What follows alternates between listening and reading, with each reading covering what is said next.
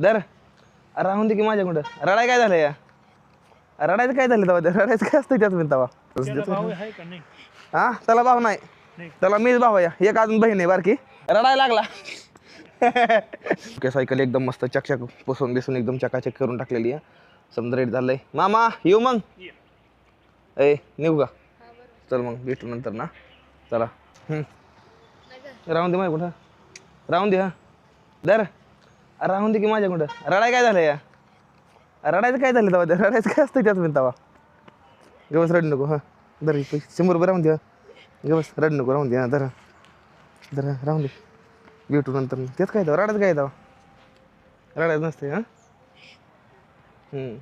नको रड राहून दे रडायला लागला त्याचं रडायचं काय तेव्हा हां हां आता ते आता काय माहीत त्या लांब भेटलो घरापासून एवढ्या त्यामुळे रडायला लागलं ना ते हां लई जण भेटला त्यामुळे रडायला लागला आता जाऊन रडायला हां त्याला भाव नाही त्याला मीच भाव या एक अजून बहीण आहे बारकी आम्हीच भाऊ हां जाऊन रडायचं काय जाऊ देत मध्ये भेटू नंतर ना येतो पुण्याला आता येणार नाही पुण्याला येतो 1 महिन्यामध्ये मी महिन्याच्या आतमध्ये येईन पुण्याला तिकडे शिवनेरी किल्ला आहे ना मग पुण्यात आल्या मग तिथं आळंदी शेजारच आहे ना पुण्यामधून आळंदी किती लांब आहे 20 किलोमीटर हां 20 किलोमीटर मी तिथे येऊन जाईल ना भेटायला रडायला लागला ते त्याचा वाढदिवस आहे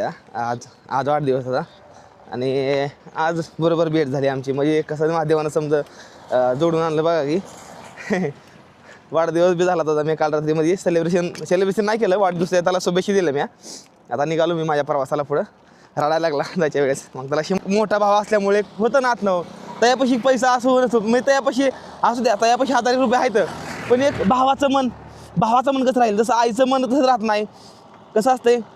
आईचं मन लेकराशिवाय राहत नाही आजोबाचं मन नाताशिवाय राहत नाही भावाचं मन मोठ्या भावाचं मन बारक्या भावाशिवाय राहत नाही असं काम असतं हो